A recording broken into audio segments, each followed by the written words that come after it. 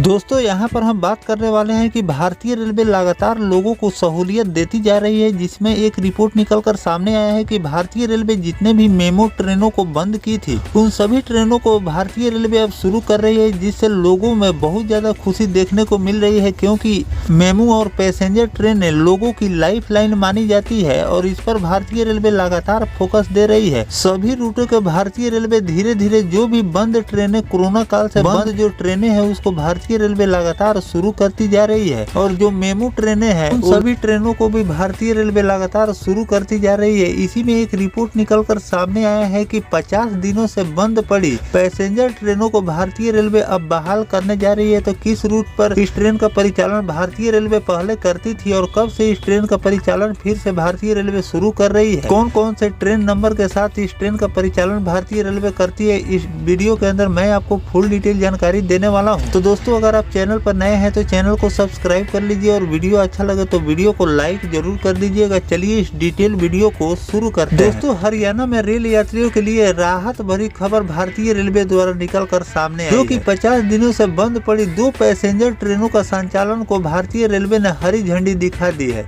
जो कि 26 सितंबर से इन ट्रेनों का संचालन भारतीय रेलवे शुरू कर दी है।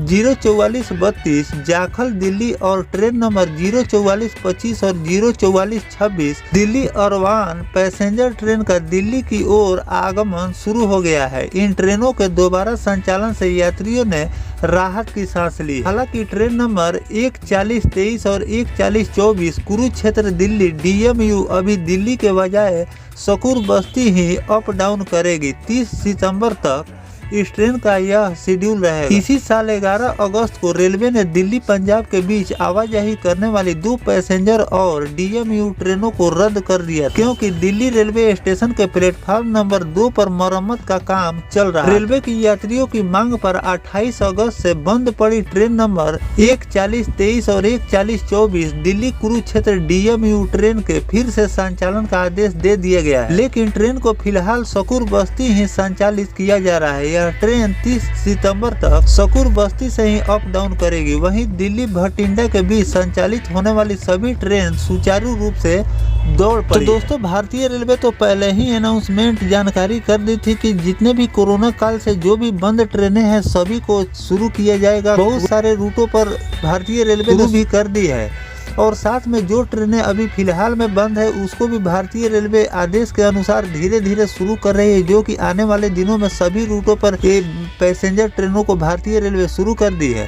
लेकिन साथ में जो भारतीय रेलवे स्पेशल के रूप में इन ट्रेनों का संचालन कर रही थी, जिसमें आपको 30 रुपए के बजाय 60 रुपए और 60 रुपए के बजाय आपसे 120 रुपए भारतीय रेलवे फेयर के रूप में ले रही थी, उसको भी भारतीय रेलवे ने अब खत्म कर दिए हैं। जिन ट्रेनों का संचालन भारतीय रेलवे अभी फिलहाल में कर रही है उन सभी ट्रेनों में आपको नॉर्मल फेयर जो पहले कोरोना से पहले भारतीय रेलवे लेती थी, वहीं अब भारतीय रेलवे फेयर के रूप में आपसे ले रही है। इसमें कोई अभी ज्यादा दिक्कत नहीं है, लेकिन जो ट्रेनें पहले से रूट पर चल रही थी उन ट्रेनों को भारतीय रेलवे अब शुरू कर रही है, क्योंकि ये जो ट्रेनें हैं वो लोगों की लाइफ लाइन है और पैसेंजर और मेमो ट्रेन से ज्यादातर लोग अपने लोकल सफर करते हैं, और इन ट्रेनों को बंद हो जाने से लोगों को काफी मुश्किलों का सामना करना पड़ रहा है। और भारतीय रेलवे अब लगातार जो भी मेमो और पैसेंजर ट्रेनें बंद है उसको लगातार शुरू करती जा रही है। तो दोस्तों अभी ये जो रिपोर्ट निकल कर सामने आया था रेलवे के, उसी के आधार पर मैंने आपको जानकारी दी है।